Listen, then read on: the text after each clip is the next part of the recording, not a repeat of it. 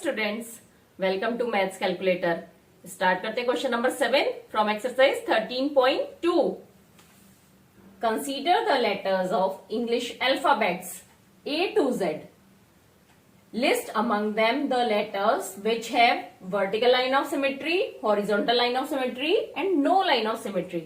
अब हमें इंग्लिश के अल्फाबेट्स को देखना है, उनको एनालाइज करना है और ये बताना है वो किस कैटेगरी में आता है कि उसमें वर्टिकल लाइन ऑफ सिमेट्री है, हॉरिजॉन्टल है या नो लाइन ऑफ सिमेट्री है। तो हम अब एक एक लेटर्स को देखते जाएंगे और वो जिस भी कैटेगरी में आएगा उसे वहां लिखते जाएंगे। तो सबसे पहला कौन सा होता है? ए।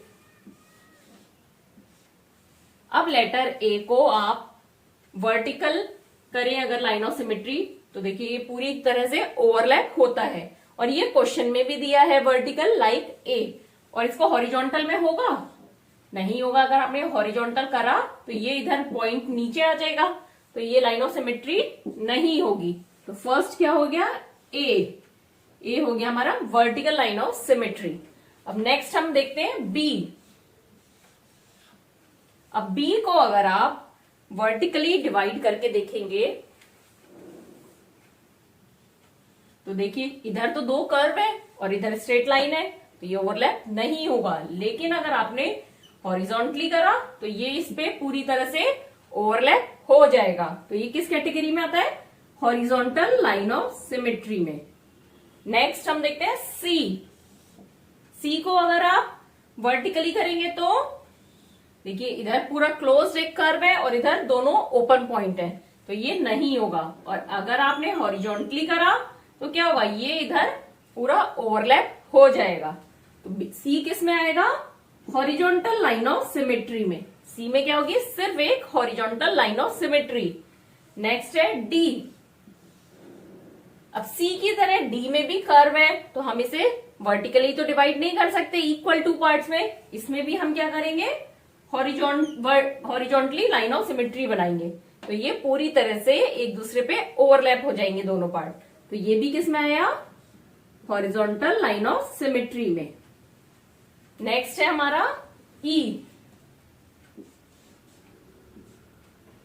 अब ई में अगर आपने वर्टिकल बनाया तो एक तरफ स्ट्रेट लाइन है, एक तरफ नहीं है, तो इसमें भी क्या होगा?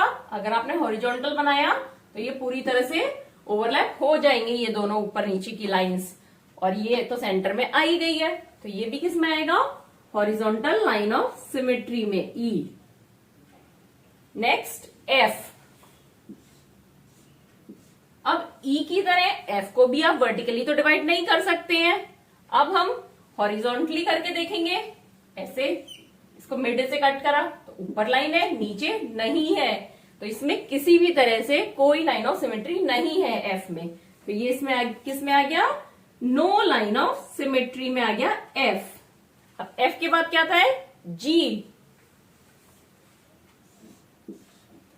ये जी, इसमें देखिए वर्टिकल नहीं हो रही, हॉरिजॉन्टल भी नहीं हो रही, क्योंकि अगर आपने हॉरिजॉन्टली ऐसे करा तो देखिए ऊपर क्लोज खुला कर्व है, नीचे एक अलग से एक और कर्व है, सेकेंड कर्व। तो ये क्या होगा? इसमें कोई भी लाइन ऑफ सिमेट्री नहीं है। अब नेक्स्ट एच। अब एच को आपने वर्टिकली करा तो क्या होगा? ये दोनों इक्वली एक दूसरे पे वर्टिकल लाइंस आ जाएंगे और सेंटर से तो कर रही है, तो ये किस में आ गया? वर्टिकल में। अब लेकिन एच के साथ एक चीज और है, एच को आपने हॉरिजॉन्टली तो करके देखा ही नहीं है। अब आपने एच को ऐसे हॉरिजॉन्टली करा तो क्या हुआ? ये ऊपर नीचे का भी एक दूसरे पे ओवरलैप हो सकता है अगर इसको हम हॉरिजॉन्टली फोल्ड करें। तो एच किस में आएगा? हॉरिजॉन्टल और वर्टिकल दोनों में ही आएगा, क्योंकि इसमें हॉरिजॉन्टल और वर्टिकल दोनों ही लाइन ऑफ सिमेट्री होंगी एच में। अब एच के आगे देखते हैं क्या आता है? आई। अब आई को सबसे पहले हम वर्टिकल देखते हैं, वर्टिकल लाइन ऑफ सिमेट्री बना के। देखिए ये पूरी तरह से एक दूसरे पे ओवरलैप हो जाएगा, तो आई किस में आ गया? और एच के लिए आई को हम हॉरिजॉन्टल भी बना के देख सकते हैं। ये करा, देखिए ये भी ओवरलैप हो गया एक दूसरे पे पार्ट, तो आई हॉरिजॉन्टल में भी आएगा। इस क्वेश्चन का बहुत इजी तरीका है, आप कोई भी लेटर लिखिए, उसमें एक हॉरिजॉन्टल लाइन ऑफ सिमेट्री बनाइए और एक वर्टिकल लाइन ड्रॉ करिए और देख लीजिए कौन सी लाइन ऑफ सिमेट्री है, कौन सी नहीं है। तो एच आई, आई के बाद जे। अब जे पे भी हम दोनों बना देते हैं, वर्टिकल और ये हॉरिजॉन्टल। देखिए वर्टिकल में भी इधर कर्व आया, यहाँ पे नहीं है, तो दैट मीन्स वर्टिकल नहीं होगी। और हॉरिजॉन्टल में भी सिमिलर नहीं है दोनों साइड इमेज, तो जे किस में आएगा? नो लाइन ऑफ सिमेट्री में। जे के बाद क्या आता है? के।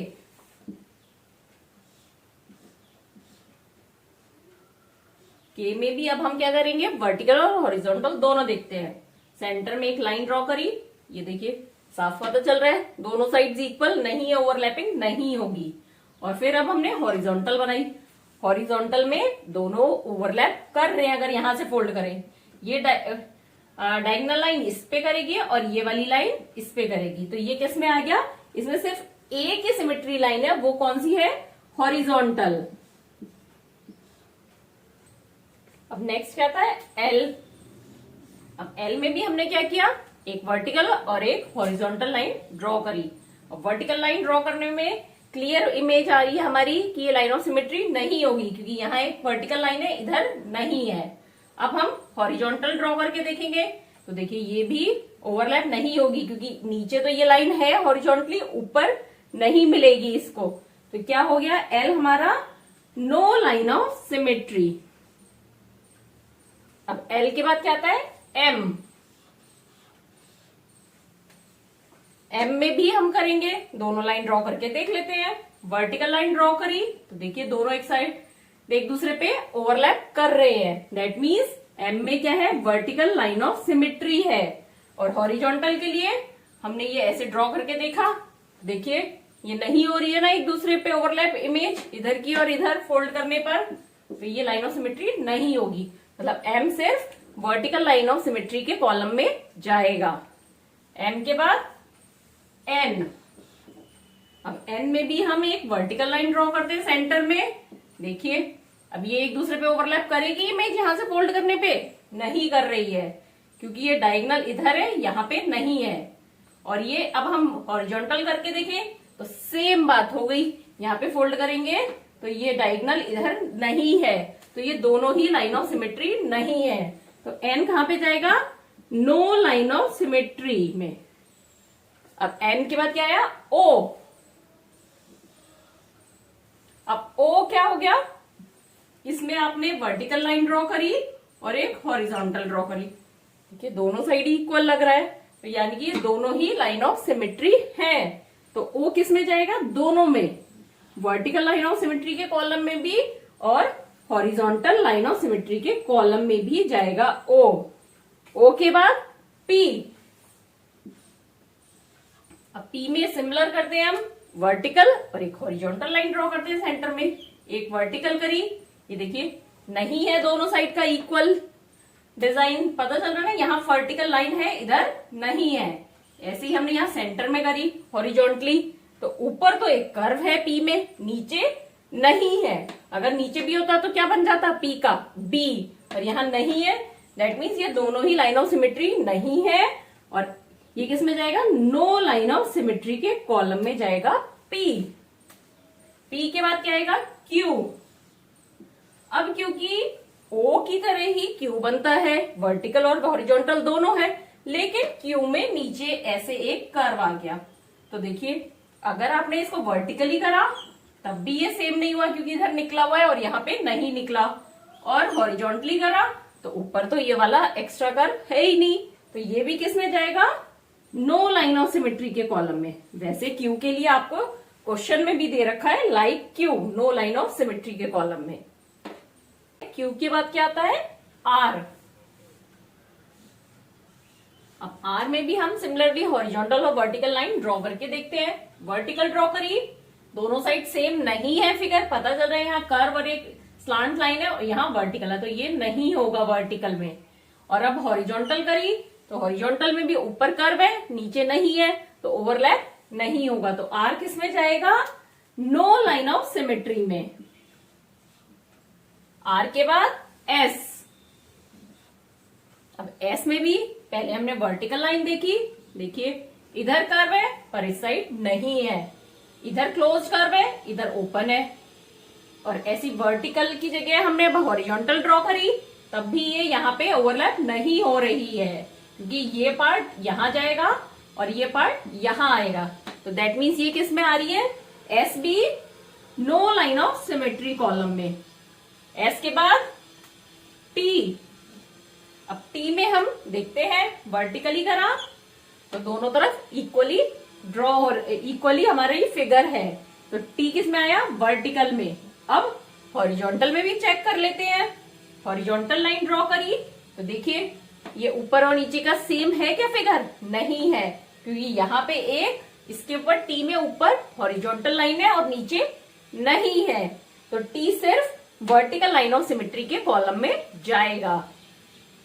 टी के बाद यू, अब यू में देखते हैं सबसे पहले वर्टिकल के कॉलम में जाता है या नहीं जाता। वर्टिकल लाइन ड्रॉ करी, दोनों साइड इक्वल दिख रहा है, दैट मीन्स किसमें चला गया, यू वर्टिकल के कॉलम में चला गया, वर्टिकल लाइन ऑफ सिमेट्री के कॉलम में। अब हॉरिजॉन्टल का चेक कर लेते हैं, देखिए ये हॉरिजॉन्टल लाइन बनाई तो ये दोनों सेम नहीं है, क्योंकि यहाँ पे नीचे क्लोज्ड कर्व है ऊपर नहीं है, और आपको नो लाइन ऑफ सिमेट्री का तो देखना ही नहीं है, जो ना यहाँ रहे ना यहाँ रहे वो नीचे आएगा।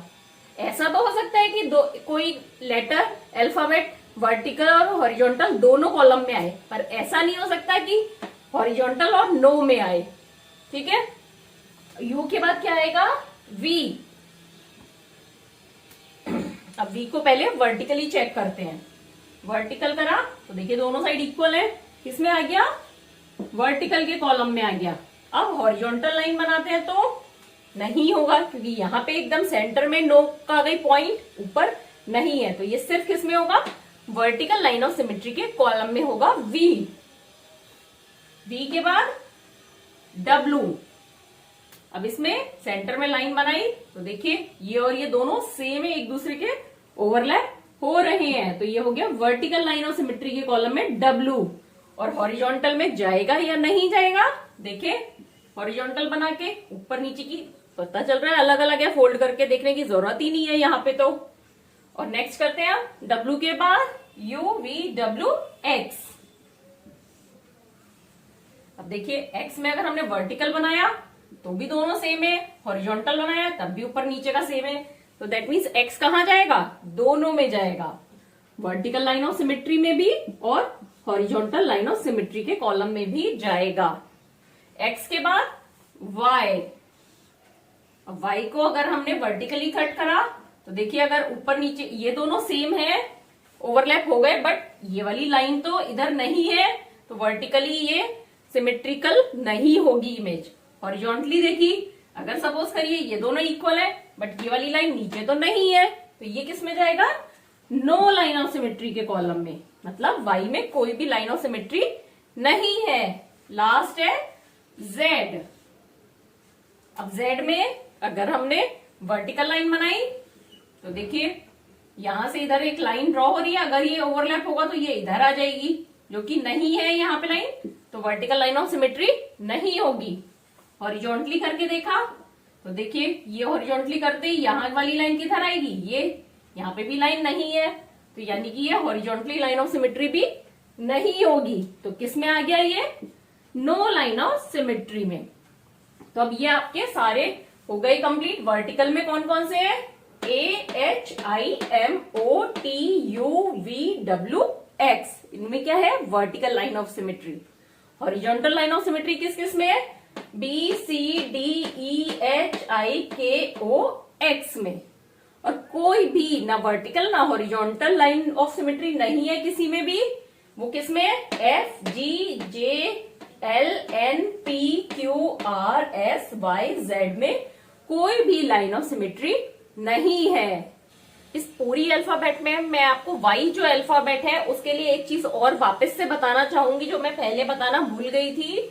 इसमें आप वाई जैसे ये लिखा है, अधिकतर बुक्स में इस तरह से लिखा होता है, इस तरह से जो प्रिंटेबल कैपिटल वाई है।